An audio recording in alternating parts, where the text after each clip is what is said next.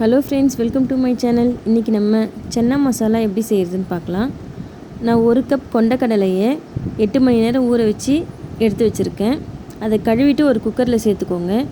அதில் பெரிய டம்ளரில் 2 டம்ளர் தண்ணி சேர்த்துக்கோங்க. அதுக்கு தேவையான அளவு கொஞ்சமாக உப்பு சேர்த்துக்கோங்க.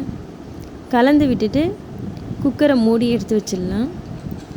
இது 5 விசில் வந்தோன்னே ஆஃப் பண்ணிடலாம்.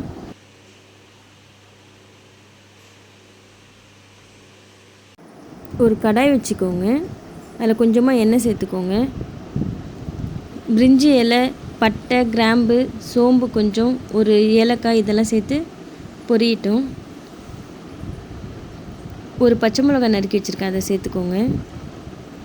ஒரு வெங்காயம் பொடியை நறுக்கி வச்சுருக்கேன், அதையும் சேர்த்துக்கோங்க.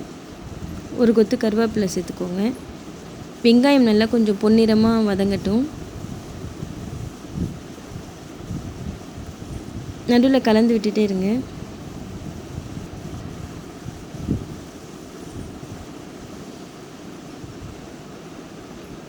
வெங்காயம் நல்லா பாதி வதங்கினதுக்கப்புறம் இஞ்சி பூண்டு பேஸ்ட்டு ஒரு பெரிய ஸ்பூன் சேர்த்துக்கோங்க. இஞ்சி பூண்டு வாசனை போகிற வரைக்கும் கொஞ்சம் வதக்கிக்கோங்க.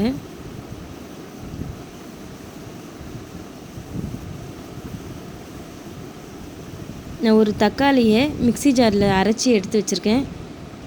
இப்போ அதை சேர்த்துக்கலாம். சேர்த்ததுக்கப்புறம் நல்லா வதக்கி விடலாம்.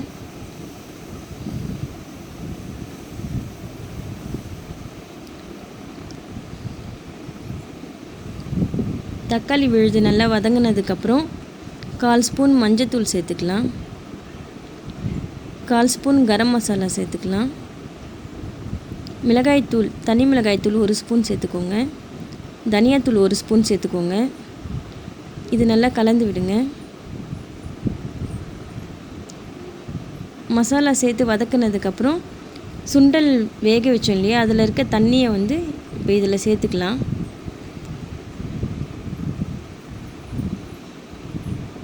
இது நல்லா கலந்து விட்டு கொஞ்சம் நேரம் கொதிக்கட்டும்.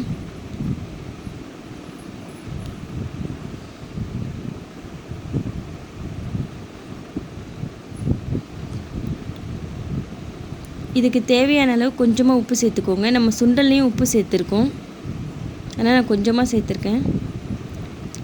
சுண்டல் பாருங்கள், இப்படி நசுக்குன உடனே நசுங்குது இல்லையா, இதுதான் கரெக்டான பதம்.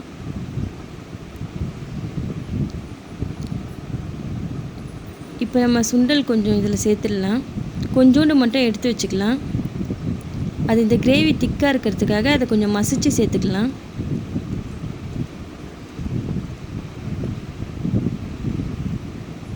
இது மாதிரி கரண்டி இல்லை கையில் மசிச்சுட்டு அந்த கிரேவி கூட சேர்த்துக்கோங்க. இப்போ கலந்து விடுங்க.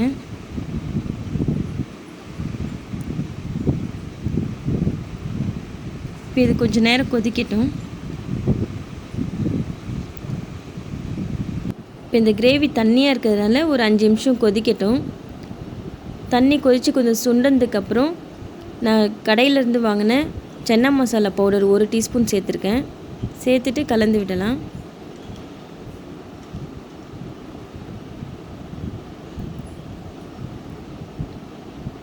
கலந்துட்டு ஒரு நிமிஷம் 2 நிமிஷத்துக்குலாம் நம்ம கிரேவி ரெடி ஆயிடுச்சு. ஆஃப் பண்ணிடலாம்.